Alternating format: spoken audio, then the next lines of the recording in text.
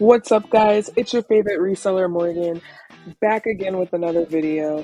Today, we are going to ship some orders. We have Amazon, Walmart, and eBay. Let's get started. Here, you'll see that I'm just pulling up orders. I had 2 on Walmart, 2 on Amazon, and 2 on eBay. I don't really get too many merchant fulfilled orders anymore just because I sent in majority of my stuff, WFS and FBA.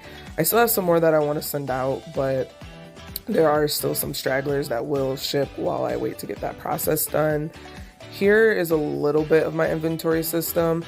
I just moved from a storage unit to my basement, so it's really messy and not the best organized, but I know where the stuff is. I will take you into our boiler room, which is where I keep a lot of my eBay stuff.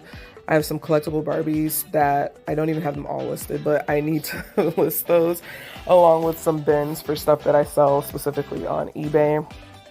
And yeah, then this is my shipping closet where I keep all of our boxes, labels. There's another scale, poly mailer, poly bags, and then I have some overflow squishmallows that are in a basket at the bottom. It's super important that you have the right size boxes for everything so that you can get the lowest shipping rate for your items. I actually am going to place an order on UPS to get some more boxes. You can get free boxes using UPS if you have a business account. And here we go. We're going to start setting up and shipping some of these items out.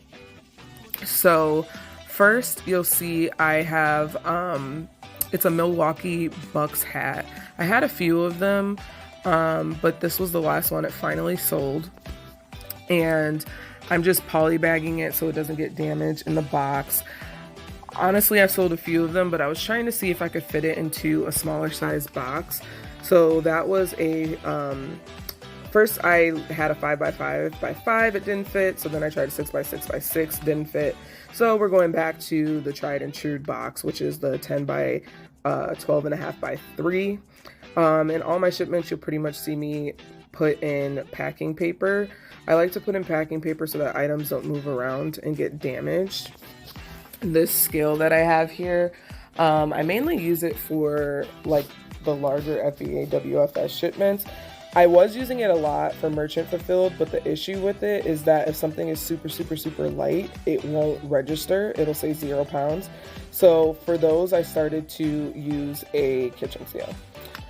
So for the Barbies, they're usually a really weird size. So I don't have a box for them. I could get a box for them, but my issue is that I think the box that I needed was 25 by 10 by 4. And it's not that big. They're 15 by 12 by 5, I believe is what those end up coming out to after I makeshift the box. So, I'd just rather make one. So you'll see I'm adding a lot of tape, and the reason why I'm doing that is to cover any possible openings or holes so that the Barbie itself doesn't get wet. Technically, I could have polybagged it, but it makes it really slippery and hard to do this. So I just prefer to essentially tape the whole box.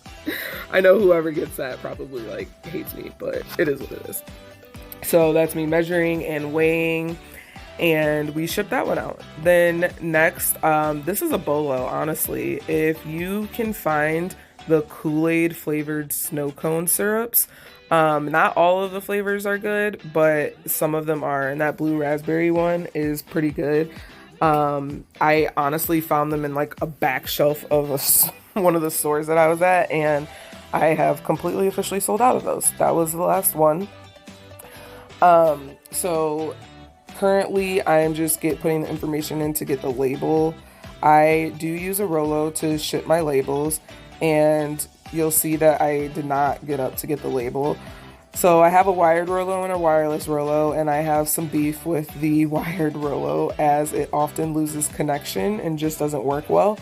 You'll see people speak about how they love the wireless Rolo, and it's great when it works, but when it doesn't, it's frustrating.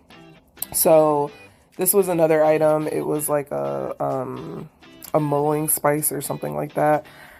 Also kind of had that item for a while. I got it on clearance and was just waiting for pumpkin spice season. So you'll see I switched to that kitchen scale because it did not register on that big scale. So with the kitchen scale, I am putting in the weights and dimensions, again, trying to troubleshoot the Rolo. At some point, I just move on and then try to deal with them all at the end. There's another item there that I just packed.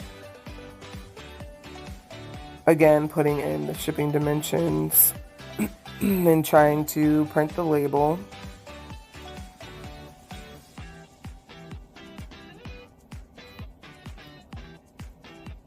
So this is when I start troubleshooting, turning it on, turning it off, trying to reconnect the Wi-Fi to see if that will give me the labels that I need.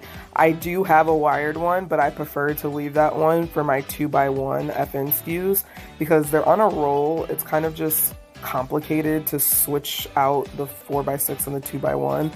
So I try to just keep them for their own thing. However, if this would have not worked, eventually I would have had to. However, it does eventually end up printing the labels out after a couple restarts.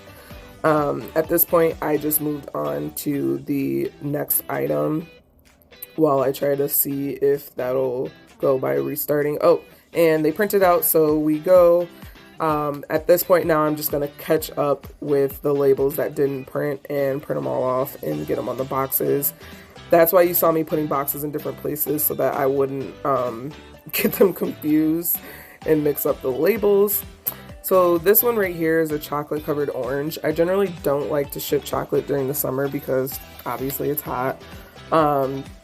Usually when I do have to ship it, I have it in the freezer already.